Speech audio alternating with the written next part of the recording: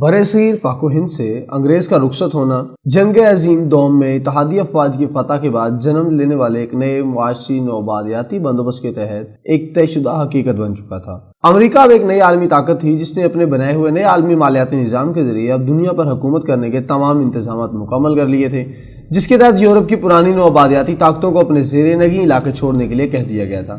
جنگ عظیم دوم سے تیار شدہ یورپ کی نوآبادیاتی طاقتیں برطانیہ، فرانس اور ہالینڈ کی کیا مجال کہ وہ اس امریکی خواہش اور واضح حکم کی سرتابی کریں۔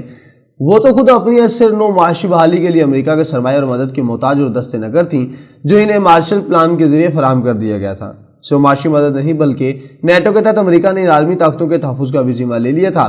یہی وجہ ہے کہ صرف 10 سال کے اندر ان یورپی طاقتوں نے اپنی کالونیوں سے اپنا بوریا بستر لپیٹا اور رخصت ہو گئیں۔ ایشیا اور افریقہ میں لاتعداد نئے ملک اور یقومی ریاستیں وجود میں آ گئیں۔ اس جبری آزادی کے ماحول میں برصغیر کی آزادی بھی نوشتہ دیوار تھی۔ اس آزادی کے لیے تمام ہندو مسلمان لیڈر گزشتہ نصف صدی سے مشترکہ جوجو کر رہے تھے۔ مولانا محمد جو رحمۃ اللہ سے لے کر ابوالکلام آزاد رحمۃ اللہ علیہ اور سر آغا خان سے لے کر مولانا حسین احمد مدنی تک، کون تھا جس کے وہم و گمان میں بھی یہ بات آئی ہو کہ مسلمانوں کے لیے ایک علیحدہ ملک بھی وجود میں آ سکتا ہے؟ مسلم لیگ کا قیام 1906 میں ہی ہو چکا تھا، لیکن علیحدہ مسلم وطن کا تصور کسی کے خواب و خیال میں بھی نہ تھا۔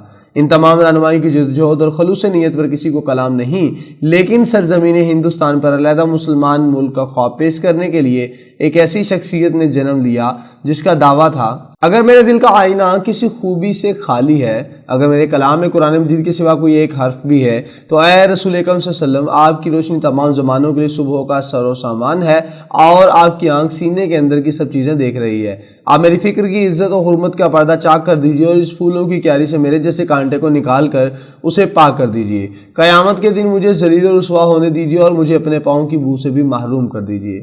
یہ دعویٰ اس شخص کا تھا جس کا پورا کلام قرآن حکیم کا ترجمان تھا، ملت اسلامیہ کا وہ ہدی خوان علامہ اقبال رحمۃ اللہ علیہ، جس کی بصیرت کی آنکھ نے اسے اس برصغیر کی وہ تقدیر دکھا دی تھی کہ ہندوستان کی سرزمین پر ایک ایسے خطے کا ظہور ہونے والا ہے جس کی وجہ تخلیق لا الہ الا اللہ ہوگی۔ تقدیر پڑھنے کی یہ بصیرت اللہ اپنے خاص بندوں کو عطا فرماتا ہے۔ اللہ تعالیٰ قرآن پاک میں فرماتا ہے، اے ایمان والو، اگر تم اللہ سے ڈرو گے تو تمہیں وہ دے گا جس سے حق و باطل سے جدا کر لو گے۔ سورہ انفال آیت نمبر 75۔ یعنی اللہ سے ڈرنے اور تقوی اختیار کرنے کا یہ انعام ہے کہ وہ بندے کو فرقان عطا فرماتا ہے، یعنی اللہ تعالیٰ اس کے دل کو ایسے نور سے بھر دیتا ہے جس سے وہ حق اور باطل کے درمیان فرق کر لیا کرے۔ اسی آیت کی وضاحت سید الانبیاء صلی اللہ علیہ وسلم کی حدیث سے ہوتی ہے۔ حضرت ابو سعید خضری رضی اللہ تعالیٰ عنہ سے روایت ہے کہ نبی اکرم صلی اللہ علیہ وسلم نے فرمایا، مومن کی فراست و دانائی سے ڈرو کیونکہ وہ اللہ کے نور سے دیکھ رہا ہوتا ہے۔ اس کیفیت کو اقبال نے اپنی مشہور نظم بڈھے بلوچ کی نصیحت میں یوں بیان کیا ہے، تقدیر امم کیا ہے کوئی کہہ نہیں سکتا، مومن کی فراست ہو تو کافی ہے اشارہ۔